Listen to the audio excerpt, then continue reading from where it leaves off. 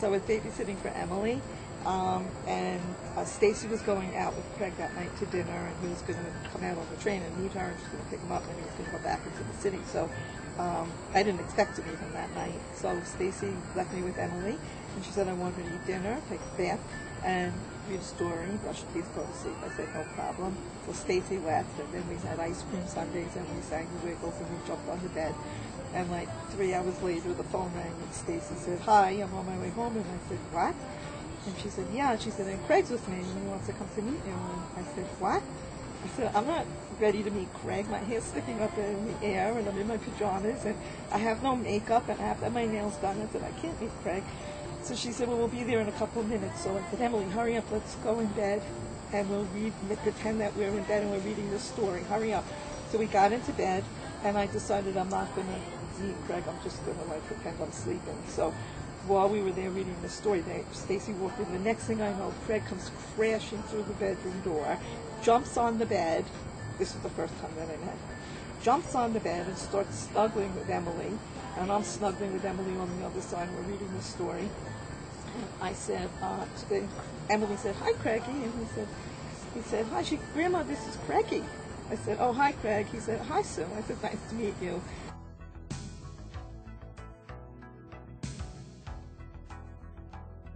I said, "This isn't exactly what I had in mind for our first meeting. I thought that, like I was going to get my hair done and everything and have my makeup on. I didn't expect to be in bed in my pajamas." I said, "But I just want you to know that I'm cool with it because I'm not a formal person, and I'm actually an out-of-the-box person, and you seem to be an out-of-the-box person." I said, "But I don't want you to get the wrong idea. I'm also very deep. I'm very deep and whatever." And I'm going into this whole big thing, and all of a sudden Emily said, "Grandma, what are you talking about? That's not my story." So I said, "Oh, I'm sorry. I was just talking to Craigie." She said, "Craig's not here." So I said, "What do you mean he's not here?" And I looked over, and Craig was missing. I said, "Where is he?" She said, "He's on the floor." I said, "On the floor?" So I went and I looked on the floor, and Craig was twisted up in some weird position on the floor. I said, "What's the matter? What happened?" And Emily said, "Don't worry, Grandma. He always does that." So I said, "Okay. So let's finish the story now." And then Stacey comes into the bedroom, and she goes, "Mom, what's Emily doing up?" And I said, "What's your boyfriend doing on the floor?" So she said, "He's doing his yoga." I said, "Oh." She said, "Did you meet?" I said, "Yeah." She said, "How did it go?" I said, "Well," I told him I didn't expect our first meeting to be spending in bed together, but, I think it worked.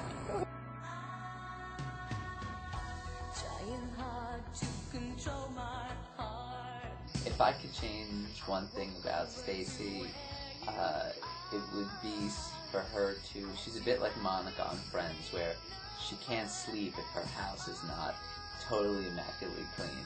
And it could be 2 in the morning, and she'll still stay up and vacuum the house, and somehow does laundry, vacuums, and the dishwasher every single night. I don't know, I run the dishwasher once every 30 days, but if I could change one thing, it would be that she'd be able to go to sleep without cleaning the entire house.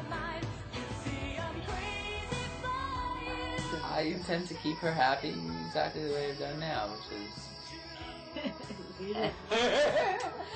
If I could change one thing about Stacey, it would probably be that she would be not have a menstrual cycle, because we basically broke up every time she had a period because she turns crazy. Giving up my New York City address and my 212 number for a 516 Wantagh zip code, that is probably the biggest sacrifice pretty much in history, I'd say, of mankind to date. And I don't know if it's my dad or my brother, but I think the term MILF has been thrown around a lot, so Stacey's my MILF. He's silly, but I think we all are. And he eats people's food. He eats everybody's food, which he's learned from his father. First meeting Stacey's grandparents, I was actually told that they needed to do a credit check on me, and so they could verify that I was financially secure enough to marry their granddaughter, because there's a lifestyle that they're accustomed to that must be upheld to marry a Hirsch.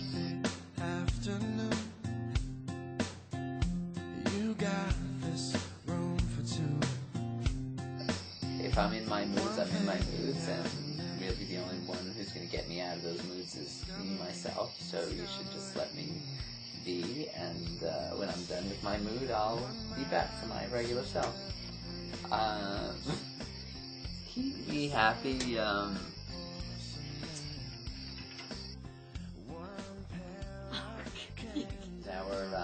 1 year anniversary, we decided we were going to go to the Shake Shack, actually, and then we were going to go to see Knocked Up, and we run into my dad in Madison Square Park, and he decided to join us and come to the movies with us on our anniversary.